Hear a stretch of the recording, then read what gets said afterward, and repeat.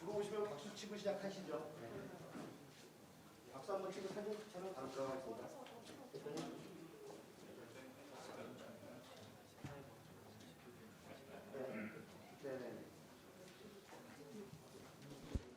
먼저 들어오시면 운영의 묘미를 위해서 박수 한번 해주십시오.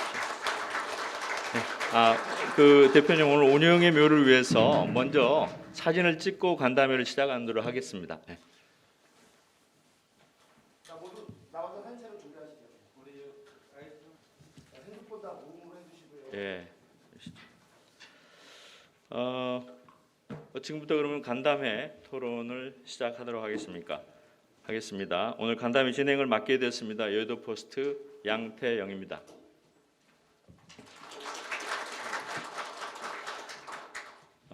김대중 대통령 이후 대한민국의 IT는 아시다시피 벤처 강국으로서 전 세계에 20년 동안 대한민국의 성장 동력 역할을 톡톡히 담당했습니다.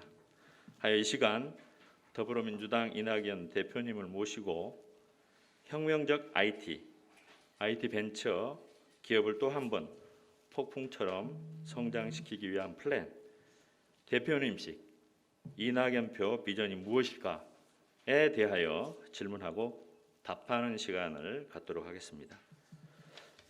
그러면 첫 번째로 우리 대표님께서 먼저 기조 말씀을 하시고 질문으로 들어가겠습니다.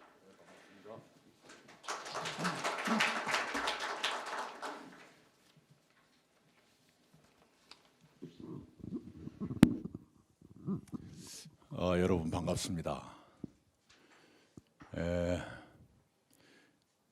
코스피 시가총액 상위 10개 기업을 보면 우리 경제가 어디로 가고 있는가 하는 것이 늘 보입니다.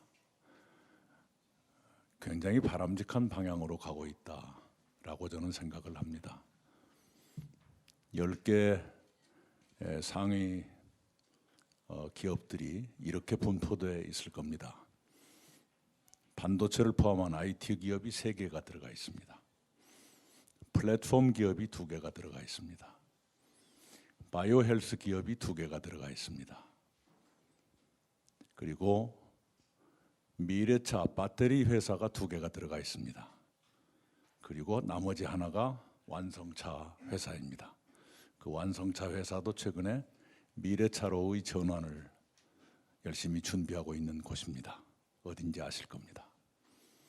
3대, 2대, 2대, 2대 1. 그중에 제일 많은 것이 IT 기업입니다. 물론 거기에는 1등 가는 기업의 보통주와 우량주가 나눠져서 한 기업이 2개가 되어 있는 여러분이 아실 겁니다. 이렇게 우리 기업이 우리 경제가 신경제 체제로 재빨리 편입이 되고 전환되고 있는 그 기초는 조금 전에 사회자께서 언급하신 바와 같이 20년 전 김대중 정부의 IT 투자에 있었습니다.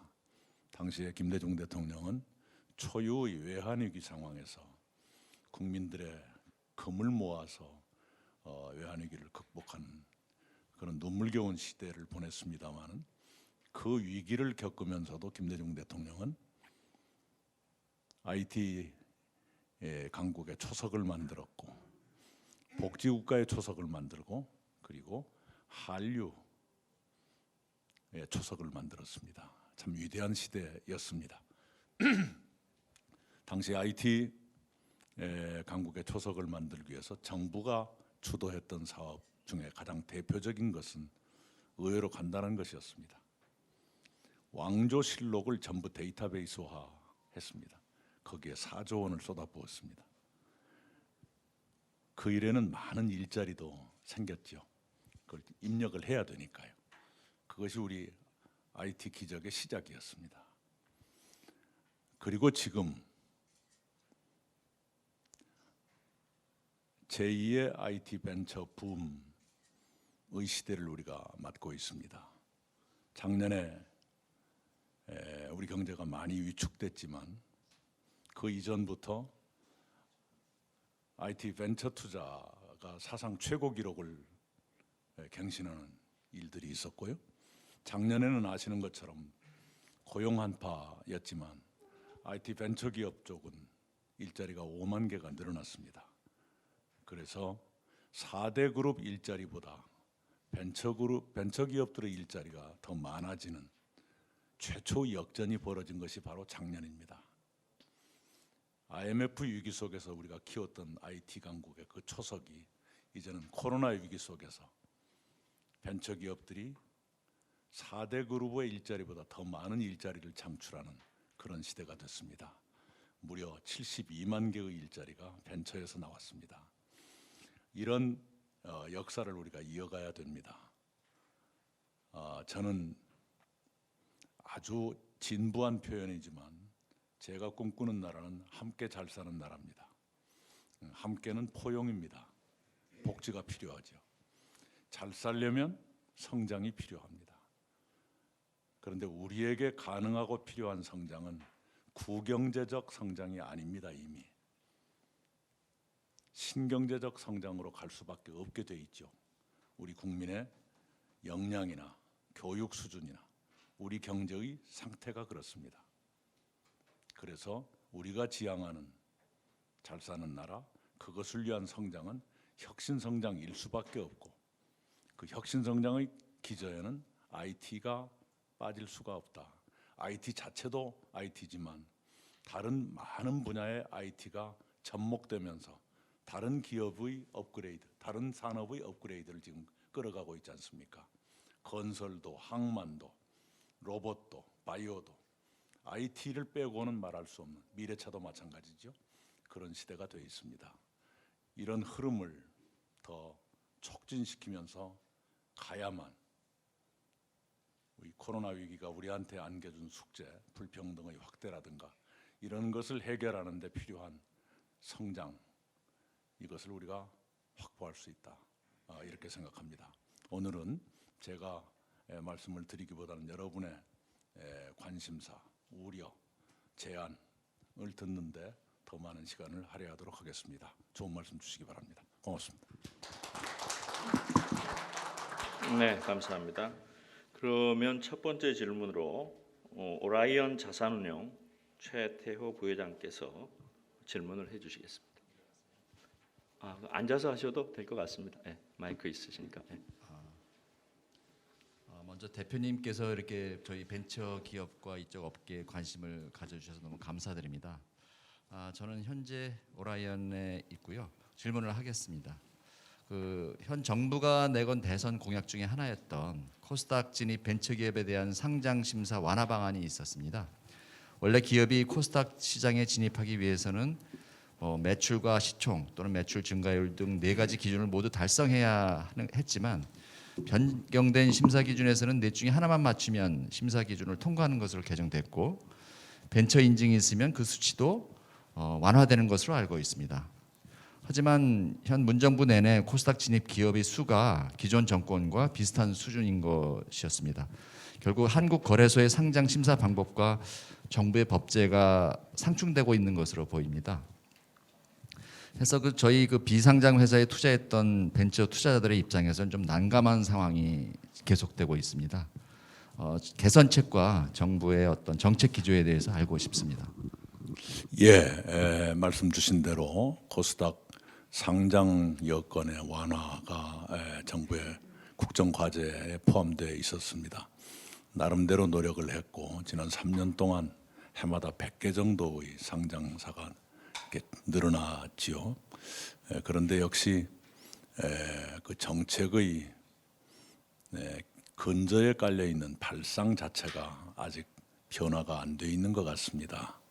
요컨대 실적을 놓고 평가하려고 하는 버릇이 여전히 남아 있어요.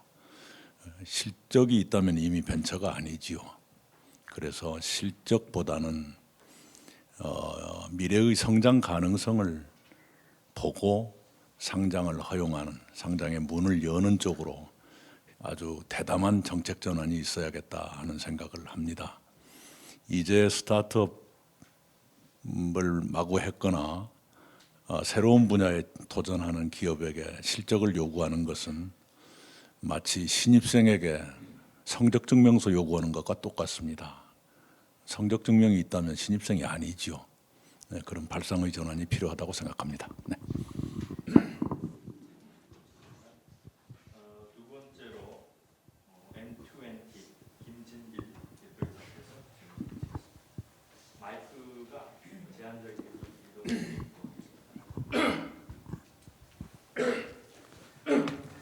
안녕하세요. 저는 MTNT 김진길 대표입니다. 먼저 이렇게 좋은 시간을 마련해 주셔서 감사드리고요. 저희는 근감소증과 또 관절을 보호하면서 근육을 키워낼 수 있는 스마트 헬스케어 장비를 생산을 하고 또 그런 건강과 관련된 플랫폼을 만드는 회사이고요. 최근 저희가 그 해외 박람회나 이런 곳에 나가면서 굉장히 그 한국 기업으로서 위상이 많이 올라가고 메이드 인 코리아라는 제품에 대해서 관심을 많이 받고 있습니다. 그렇게 해서 저희가 박람회를 통해서 독일과 미국에 있는 CES를 통해서 한 100억 원 이상의 수출 계약을 맺었는데요. 그걸 가지고 이제 생산 자금을 마련하기 위해서 수출입 은행을 찾았는데 앞서 설명 답변해 주신 거하고 맥락이 같겠지만 저희 전년도 재무제표와 그동안 R&D 하면서 일어났던 저희 이제 자본 잠식에 대해서 문제 삼아서 대출 대상이 되지 않는다라는 통보를 받아서 자금 수급에 굉장히 많은 어려움을 좀 겪었었습니다. 그래서 좀 보다 좀 포용적인 그리고 또 이런 스타트업들이 좀 자금을 수급하는데 좀 악성 자금을 받지 않고 좀 좋은 자금을 받을 수 있는 정책 마련이 좀 더 필요할 거라고 생각이 됩니다. 예, 그런 답답함이 있으실 거예요. 나름대로 한다고는 하는데 그리고 정부가 내놓는 자료 보면 실적이 아주 없지는 않아요. 얼른 보니까 담보가 없는 기술 기반 기업에 대해서도 3조 원 규모의 복합 금융을 지원한다. 그걸로 약 3,000개의 벤처 스타트업을 지원하겠다. 일자리도 2만 개 정도가 추가될 것이다 하는 기대가 포함되어 있는데 현장에서는 여전히 답답한 게 있을 겁니다. 이거 역시 금융계의 오랜 보수적 성향, 실적에 집착하는 그런 걸 좀 고쳐야 할 거예요. 바로 그런 보수적 성향 때문에 벤처은행을 따로 만들자는 요구가 나올 정도이니까요. 그것을 금융계가 좀 알았으면 좋겠다 싶으네요. 그리고 바이오 헬스 분야를 저는 굉장히 주목하고 있습니다. 우리나라의 독립 투자회사, 대기업과 연관되지 않은 투자회사 중에서 아주 성적이 좋은 회사가 있어요. BTS를 초기에 투자해서 키운 바로 그 회사입니다. 여러분 찾아보면 금방 나올 거예요. 그 회사 사장님께 제가 어느 날 여쭤봤어요. 지금 사장님은 어느 쪽을 주목하고 계십니까? 투자 대상으로서.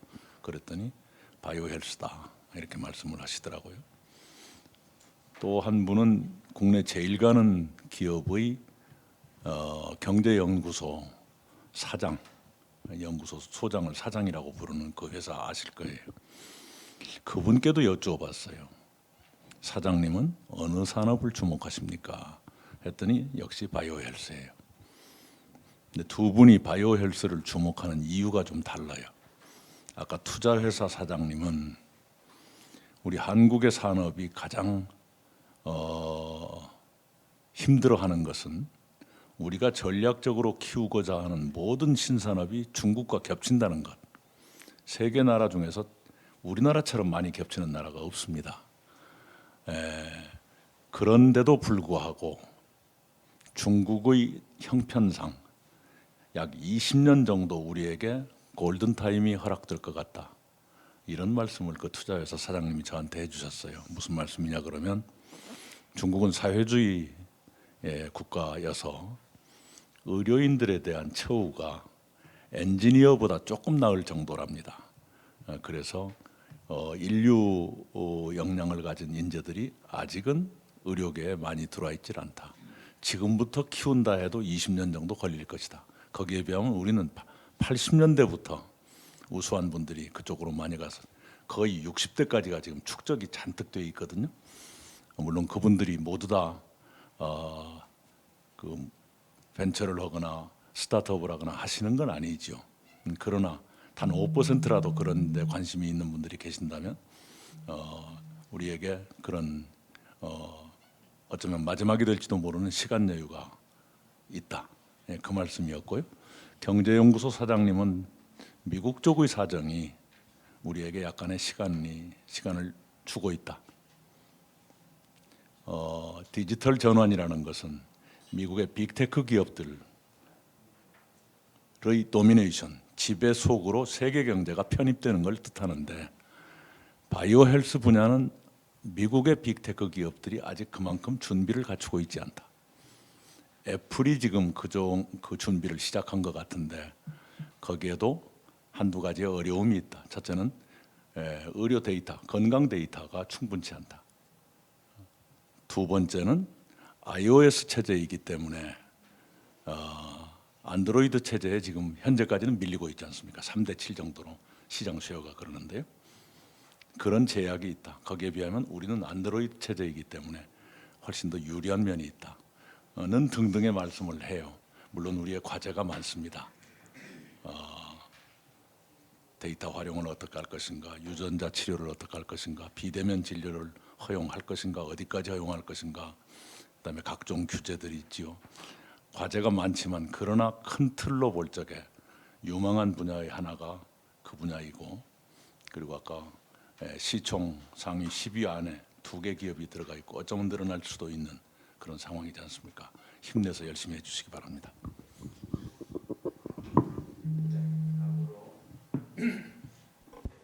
다음으로 오픈 블록체인 DID 협회 하창동 사무국장께서 질문하시겠습니다.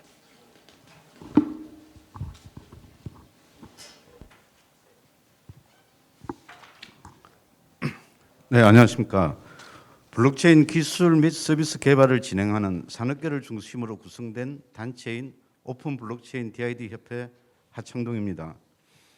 블록체인 기술은 AI 빅데이터와 더불어 4차 산업의 원동력이 될 것이라고 판단하고 있으며 이에 대한 정부의 지원과 기업의 투자가 다양한 방식으로 전개되고 있다고 생각하고 있습니다.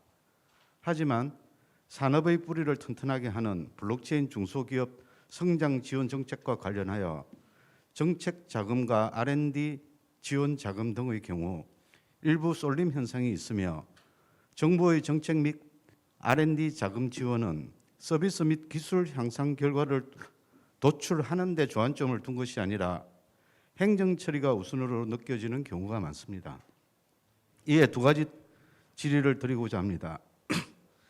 첫 번째, 기술을 보유한 다양한 지역에 기반을 둔 중소벤처기업에 대한 지원 대책과 둘째, 행정 처리보다 서비스 및 기술 향상 결과를 도출할 수 있도록 장기적으로 지원할 수 있는 방안을 가지고 계신다면 고견을 듣고 싶습니다.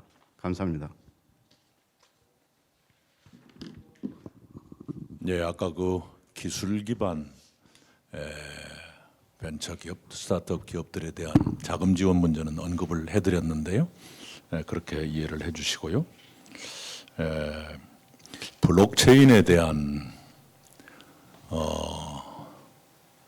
시장의 또는 정부 내부의 뭐랄까요? 생각이 아직 확고하게 정리가 덜 돼 있는 편이죠. 비트코인하고 자꾸 이렇게 뒤범벅이 된 채로 있어서요. 그런 아쉬움이 있습니다. 그러나 블록체인은 정부가 규제하려고 하는 대상이 아닙니다. 비트코인에 대해서는 몇 가지의 전제 조건을 가지고 있죠. 블록체인은 분명히 키워야 되는 분야이고요. 특히나 데이터 보안이 중요시되는 시기에는 블록체인은 커질 수밖에 없다라고 생각합니다. 그런 관점을 가지고 더 지원을 강화해야 된다고 생각을 하고요. 특히 그 킬러 서비스를 빨리 개발해서 정부나 시장에 강렬한 인상을 줄 필요가 있겠다. 그래 투자자들도 좀 더 많이 몰리게 할 필요가 있겠다고 생각을 합니다. 정부에서 지금 금융규제 샌드박스의 시범 서비스로 블록체인을 지금 도입하고 있고 과기부 중심으로 몇 가지 사업을 하고 있는데요. 그것으로 충분치 않은 것 같아요. 요컨대 투자 시장에 강렬한 인상을 주기에는 아직은 미흡해 보인다. 그런 아쉬움이 있습니다. 정부하고 상의해서 이걸 빨리 키워야 이 다음 IT 혁명을 이어가는데 더 원활할 것이다. 이런 생각을 가지고 있습니다. 네.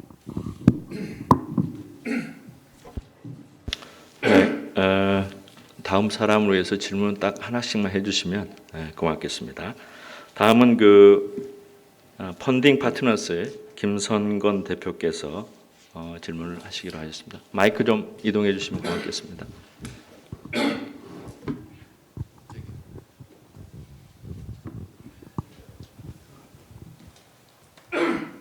안녕하십니까. 펀딩 파트너스의 김성건 대표입니다. 저희 회사는 신재생 에너지와 데이터 센터 프로젝트 파이낸싱에 초점을 맞춘 회사고요. 제가 거시적인 관점에서 여쭤보겠습니다. 코로나 같은 어려운 시기에 정부 주도의 분배에 집중적으로 한 건 매우 잘한 거라고 생각되고요. 그래서 다만 이제 기업과 경제 성장의 관점에서 논의가 좀 뒷전으로 됐다는 건 좀 아쉬움이 남습니다. 그래서 이낙연 대표님께서는 성장과 분배 이 두 마리 토끼를 잡을 수 있는 보관이 갖고 계시는지 한번 여쭤보고 싶습니다. 예. 지금 우리 눈앞에 당장 두드러져 보이는 것이 불평등의 확대이지요. 코로나가 국내에 들어온 것이 작년 1월 20날이었습니다. 당장 작년 1, 4분기부터 저소득층의 소득이 떨어지기 시작했죠. 그러다가 지금은 중위 계층의 소득까지 덩달아 떨어지고 있습니다. 최근 통계를 보면 1년 사이에 저소득층 소득이 마이너스 14%, 고소득층이 플러스 2% 성장, 이른바 K양극화가 지금 진행되고 있는데요. 그것을 정부의 복지 정책이 어렵게 지금 채워드려서 최근 통계를 보면 모든 소득 계층의 소득이 향상된 것으로 나타납니다. 그러니까 마이너스 14% 이걸 정부의 이전 소득으로 메꿔주었다 이런 얘기죠. 지금 이제 19조 5천억 추경, 이른바 이낙연표 추경이 나오는 것도 그것을 위한 것입니다만, 그것은 지속 가능한 성장을 가능케 하기 위해서라도 복지는 필요합니다. 분배는. 그렇지 않고는 공동체가 유지가 안 되고 지속 가능 성장도 어렵죠. 그렇다고 해서 성장을 경시하자는 건 추호도 아니고요. 아까 제가 말씀드린 것처럼 우리의 혁신 성장이 상당한 정도로 효과를 내고 있어서 시총 상위 10대 기업이 신경제 체제로 완전히 바꿔졌다. 우리가 많이 생각했던 철강, 조선 이런 기업들이 상위 10위 안에서 사라졌거든요. 그러면 우리가 해야 될 것은 혁신 성장 쪽이다 하는 것이고요. 정부가 미래 전략 산업으로 삼고 있는 게 세 가지죠. 반도체, 바이오, 미래차. 이 세 가지가 모두 시총 상위 10위 안에 들어가 있습니다. 플랫폼 기업만 그 전략 산업에는 포함이 안 돼 있는데 스스로들 크고, 그 플랫폼 기업의 창업자들이 재산의 절반을 사회에 기부하겠다고 잇따라 선언하는 그 신선한 충격을 주고 있지 않습니까? 그것은 계속 해야 됩니다. 우리가 그런 성장을 지속해서 이제는 G7 안에 들어가야 될 겁니다. 우연히 환율 등등의 이유, 또 작년 한 해의 경제 성장률 차이 때문에 G7 국가 중에 이태리를 우리가 1인당 국민소득에서 제꼈지 않습니까? 그리고 구매력 기준 1인당 국민소득에서는 이미 일본을 우리가 제꼈거든요. 그래서 우리가 G7 국가 수준의 국력을 가져야 한다. 특히 경제력을 가져야 하고, 거기에는 성장이 불가결하다 이렇게 생각합니다.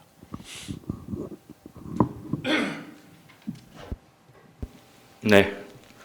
다음엔 한국엔젤투자협회 회장님 고영하 회장님께서 질문을 하시겠습니다.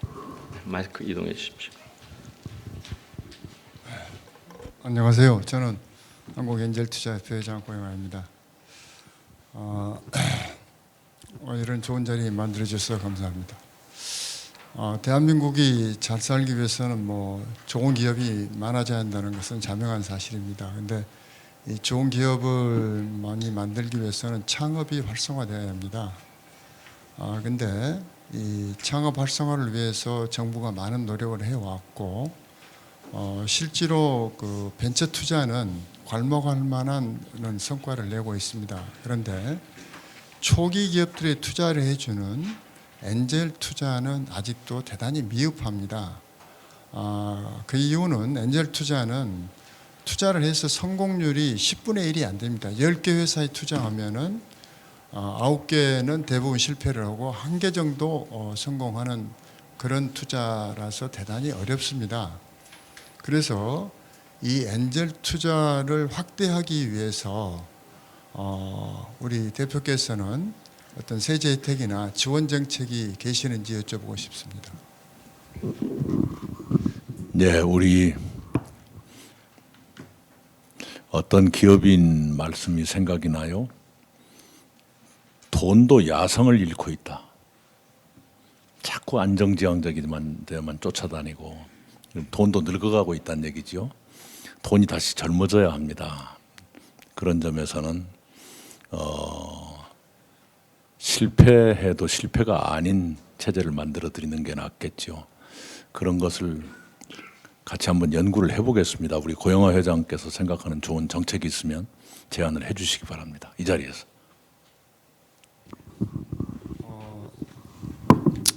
지금 이제 정부가 이 엔젤 투자를 확대하기 위해서 세제 혜택도 지금 현재는 주고 있습니다. 그래서 3천만 원까지 투자하면 100% 소득 공제를 해주고 5천만 원까지는 70%, 5천만 원 이상 30% 지금 해주고 있는데 제 생각에는 한 5천만 원까지 투자를 하면은 100% 세제 소득 공제를 해주는 걸 좀 원하고요. 그 다음에 또 하나는 이제 영국 같은 경우에 투자를 만약에 제가 한 1억을 투자를 했다. 그런데 그 회사가 망하게 되면은 50%를 다시 보전을 해줍니다. 그러니까 투자를 내가 1억을 했을 경우에 그 회사가 망했을 경우에는 최종적으로 저한테는 한 10%나 15% 정도의 리스크만 제가 안으면은 그러면 이제 투자가 좀 더 활성화될 수가 있거든요. 그래서 예.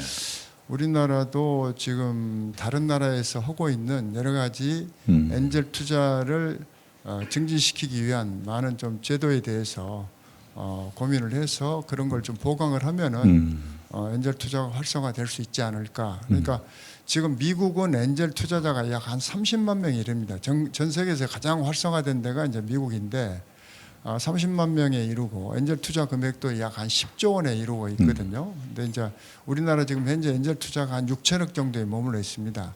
그래서 저희는 엔젤 투자가 한 1조 5천억에서 한 2조 정도까지 늘리고 엔젤 투자자도 한 10,000명에서 20,000명 정도로 늘리는 그런 좀 특별한 어떤 정책이 예. 필요하지 않을까 이런 생각이 듭니다. 아까 말씀하신 게 세액공제입니까? 소득공제입니까? 소득공제입니다. 예. 네. 첫 번째는 소득공제고 예, 이제 네. 둘째는 이제 그래요. 네, 소득공제 확대가 정책으로서는 쉬운 정책 같고요. 그다음에 아까 영국의 사례처럼 투자한 곳이 실패했다 해도 절반 정도는 건지고 다시 도전할 수 있게 하는 건 좋은 제도 같아요. 네, 그렇게 하겠고요. 벤처 캐피탈 규제를 조금 풀어드리는 게 어떨까 하는 생각을 하고 있고요. 그리고 아까 제가 말씀드린 BTS의 초기 투자를 결행했던 그런 안목을 가진 투자자들이 좀 더 활발하게 하실 수 있는 그런 기풍을 만드는 게 좋겠다고 생각을 합니다. 좀 자세한 정책을 좀 들여다보고 그 새로운 도전을 누군가는 투자로 장려하는 그런 사회 깊은 그런 생태계가 조성되도록 하겠습니다. 네, 다음은 페이프론 인정진 대표께서 질문을 하시겠습니다.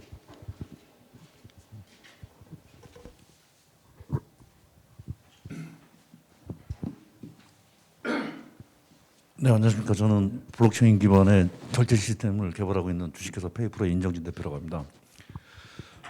최근 뭐 정부 기조가 그 블록체인 기술과 가상 자산에 대해서 이제 뭐 나름대로 구분을 짓고 정책을 수립하고 있는 걸로 알고 있는데요.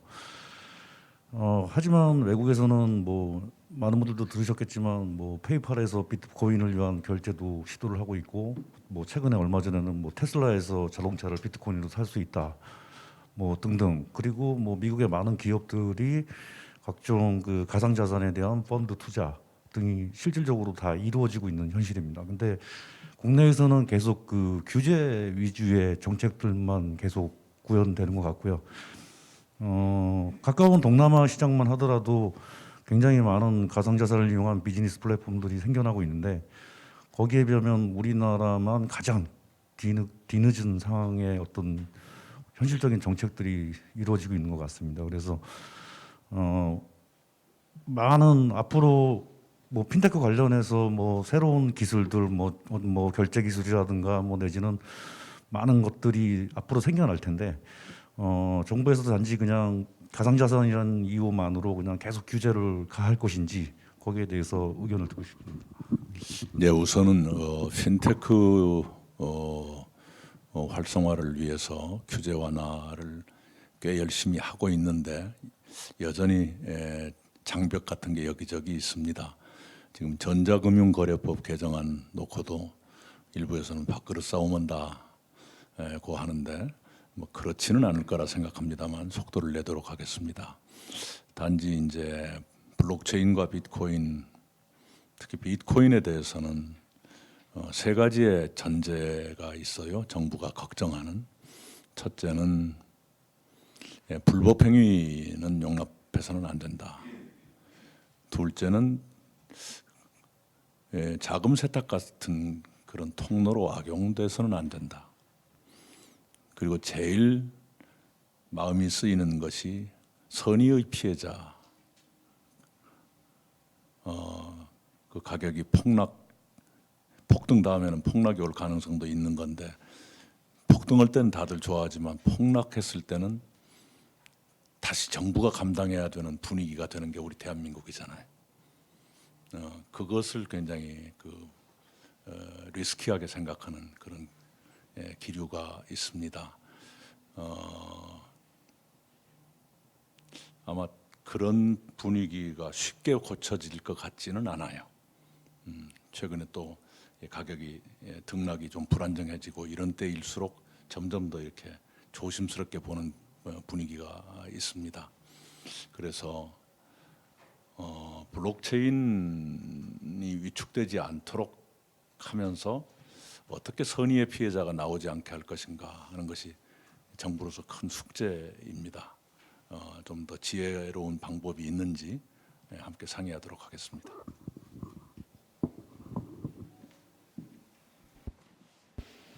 네. 이번에는 그 GP케어의 양성원 대표께서 질문을 하도록 하겠습니다.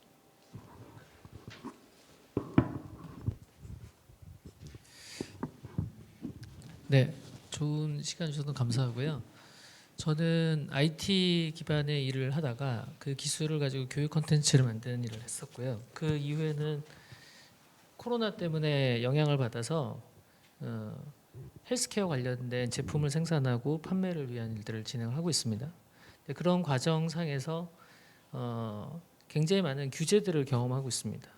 그 GMP 관련된 생산 시설에 대한 승인에 대한 시간, 그 외에 그 제품에 대한 승인, 그다음에 제품을 생산해야 되는 프로세스에 관련 걸 보면 바이어가 요구하는 와 계약되어져서 진행하고 있는 속도와 정작 그리고 기업이 준비하고 있는 속도에 비해서 그거를 승인을 내기 위해서 많은 컨설팅 업체나 행정사의 지원을 받아야 되고, 그 절차를 프로세스에 따라서 진행을 하더라도 식약처의 속도나 승인이 되는 속도가 1년 반이 걸리는 경우가 있고 1년이 걸리기 때문에 바이오가 기다려주지 않고 시장이 기다려주지 않는 어려움들을 겪게 되고요. 기업 대표는 그 사이에 인력들을 퇴사시킬 수도 없고 킵하고 있어야 되고 시설은 계속 유지해야 되는 어려움들이 있습니다. 그래서 제가 많은 고민들을 이 시장에서 많이 했었는데요. 코로나 같은 경우는 사실은 보이지 않는 총성 없는 그 질병과의 전쟁이라고 생각합니다. 그래서 이번 계기 때 작년 이맘때에 기사를 봤는데요. 작년 4월 달에 미국에서 코로나로 숨진 사람이 베트남 전쟁에서 숨진 전사자보다 많은 시점이 작년 4월 말이었습니다. 오늘 아침에 제가 그 통계를 봤는데 미국에서 이미 코로나로 죽은 사람이 작년 4월 달에 10배에 달하는 사람들이 죽었습니다. 그러면 이 보이지 않는 총성이 일어나고 있는 이 전쟁의 때에 사실은 이 물품을 조달하고 군수 물품을 제공할 수 있는 대한민국의 이런 뛰어난 그 기반을 갖고 있다면 전 세계에 빨리 공급할 수 있는 시스템이 기업들은 빠르게 움직이고 있는데 정작 인증을 해야 되는 기관에서 굉장히 늦은 감들이 있어서 어려움을 많이 겪고 있거든요. 그 부분에 대한 혁신적인 사고에 대한 전환과 프로세스의 변화들이 있어야 된다고 생각합니다. 그 부분은 많이 예, 우리 질병관리청이나 식약처나 굉장히 답답한 곳이지요. 예를 들면 그 조기 진단 체제 그걸 제가 공개적으로 제안한 적이 있는데 제가 정은경 청장님한테 면박을 당한 일도 있어요. 그래가지고 언론한테 깨지고 또 지지율 까먹고 그랬습니다. 근데 기본적으로는 이제 생명을 다루는 분야이기 때문에 까다롭게 구는 건 당연하다고 볼 수 있겠지만 그러나 유별난 것 같아요. 그래서 저희 당내에 국난 극복 K 뉴딜 위원회가 구성이 되어 있고 그 위원장을 제가 겸임해 왔었는데요. 거기에 중간에 바이오 헬스 본부를 신설을 했고요. 그 본부에는 바이오 헬스 분야에서 일하시는 분들도 함께 하고 있습니다. 거기가 이제 제가 곧 떠나니까 정부에 제안하는 그 제안서를 정리해서 전달을 했어요. 약 9개 정도의 굵은 과제가 있었는데 대체로 규제 완화에 관한 것들이었습니다. 정부도 원론적으로는 수용한다고 했는데요. 제가 주문했던 것은 최소한 국제 기준보다 더 까다롭지 않았으면 좋겠다. 그리고 전례 답습주의를 벗어나자. 전임자 시절에 했으니까 계속한다든가 이렇게 해가지고 이 코로나 국면에 어떻게 우리가 대처할 수 있겠는가 등등을 제안하고 심지어는 좀 심한 얘기도 했었습니다. 요즘 식약처는 내부적으로 기본적으로 규제기관인데도 산업 육성 이런 얘기들을 많이 해요. 그리고 규제 과학이라는 말도 새롭게 나왔대요. 좀 과학적이고 합리적인 수준으로 규제를 개선하겠다 그런 의지라고 생각을 합니다. 지금 현재 도입되고 있는 것은 허가 도우미 제도, 허가를 빨리 받도록 도와드리는 업무, 사전 컨설팅 등등이 있는데 그래도 답답한 건 여전히 있을 거예요. 그건 함께 풀어가도록 하고요. 예를 들면 작년 요맘때 그 진단 키트를 개발할 때도 규제 혁신에서 시작이 됐거든요. 그리고 검진이 사실은 비대면으로 이루어졌잖아요. 우리가 비대면 진료 허가되냐 마냐 논쟁은 하고 있었지만 실제로는 비대면으로 이미 다 하고 있었잖아요. 뭐 그냥 짧은 기간에 19만 명인가가 이미 그것으로 검진을 받았거든요. 진단은. 그런 식으로 갔으면 좋겠다 생각을 하고요. 규제에 대해서도 저는 그런 말씀을 하네요. 제가 햇병아리 기자 시절에 원로 정치인한테 들은 말씀이 있어요. 우리 한국의 정치 문화나 토론 문화의 맹점을 지적하신 건데 그 원로가 이렇게 말씀했어요. 오이를 머리부터 먹으면 써서 못 먹어. 꼬리부터 먹으면 잘하면 끝까지 먹을 수 있어. 근데 우리 한국 사람들은 자꾸 머리부터 먹으려고 그러니까 처음부터 써가지고 못 먹지 그러더라고요. 짐작이 가시죠. 몇 가지 그 분야의 큰 쟁점들이 있는데 그것도 오이를 꼬리부터 먹기 시작하면 많이 먹을 수 있다고 생각해요. 우리가 좀 실용주의적인 관점으로 봤으면 좋겠다. 그 식약처의 규제 장벽은 워낙 유명한 것이라 저희들도 좀 알고 있는데요. 노력하겠습니다. 9대 과제, 9대 과제를 전달을 했습니다. 네, 제가 허락받은 시간이 40분인데 우리 대표님께서 워낙 말씀을 디테일하게 해주셔서 그 오늘 행사를 위해서 열심히 준비해주신 우리 우분투 패밀리 IT 혁명 본부장 김나일 이사님께서 마무리 한번 정리를 좀 해주시죠. 네. 네, 그렇게 하겠습니다. 먼저 이 자리에 참석해 주신 이낙연 대표님께 진심으로 감사드리고요. 또 기업 활동하시는데 굉장히 어렵고 바쁘신데 참석해 주신 모든 대표님께 먼저 감사를 드리겠습니다. 사실 이 자리에 다 아마 마음속에 한 5가지, 10가지 정도의 질문을 다 가지고 오셨을 거예요. 그런데 시간 관계상 그 질문을 오늘 다 드리지는 못합니다. 하지만 저희가 지금 이낙연 대표님께 제안하고자 하는 것은 저희들이 이런 이 중소벤처 기업을 이끌면서 답답함 그리고 정부에 바라는 것, 민주당에 바라는 것 그리고 우리 이낙연 대표님께 바라는 것들을 앞으로도 계속 좀 들어주시고 수렴해 주시고 청취해 주시고 그것을 정책으로 또는 법 개정으로 법 제도의 개정으로 좀 발현해 주시기를 저희는 기대를 하면서 이 자리에 모인 것입니다. 예.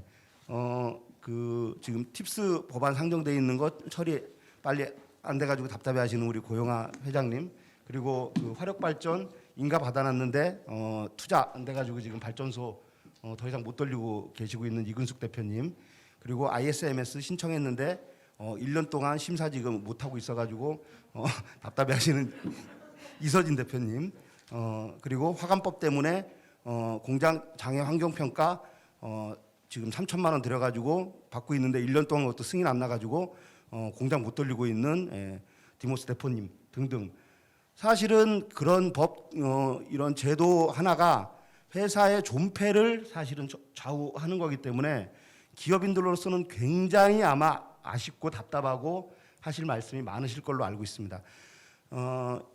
옛말이 아니죠. 성경에 보면 겨자씨 하나가 큰 나무를 이룰 수 있고 큰 숲을 이룰 수 있다고 얘기를 했습니다.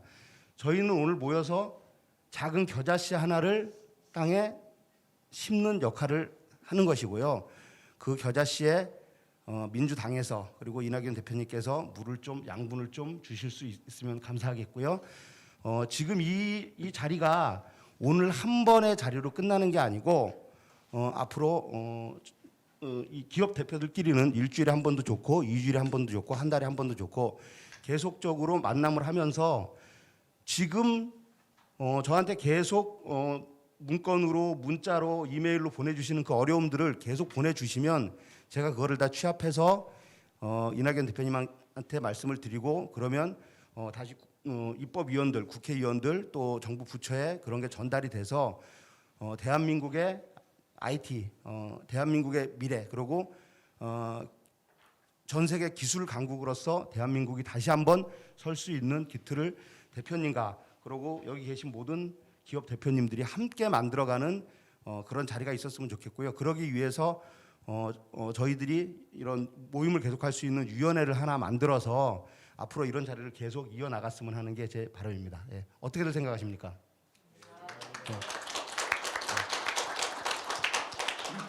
하겠습니다. 네. 예, 하여튼 긴 시간 우리 대표님께서 자리를 해주셨는데요. 사실은 대표님 현재 라이브 중계 중에 있습니다. 그래서 이제 보니까 여기까지 참석을 못하신 저 지방에 있는 기업들도 여러 글을 올려주셨는데 그 중에 범정부 R&D 프로젝트에서 지역 기업이나 지역대학 연구소가 대단히 소외받고 역차별을 받는다. 이 부분은 염두에 두셨다가 혹시 지역에 가시건 꼭 한번 전달을 해주시면 될 것 같고요. 마지막 마무리를 해주시는 게 좋을 것 같습니다. 예, 시간이 넉넉지 못해서 하시고자 하는 말씀 다 하시지 못한 것 참 아쉽습니다. 그러나 여러분의 고민 대충 짐작은 하고요. 지금 이미 3월 임시국회가 시작이 됐는데요. 이제까지 작년 정기국회부터 지금까지는 주로 개혁이라든가 역사의 정의라든가 밀린 숙제들을 처리하는 그런 입법이 계속됐다면 3월은 규제 완화와 경제 활성화, 한국판 뉴딜 본격화, 신산업 육성 이런 것들을 위한 법안이 많이 포함될 것입니다. 기대를 해주시고요. 혹시 꼭 필요한 법인데 왜 통과되지 않느냐 하는 게 있다면 저한테 문자를 넣어주시면 제가 좀 독려하도록 하겠습니다. 고맙습니다.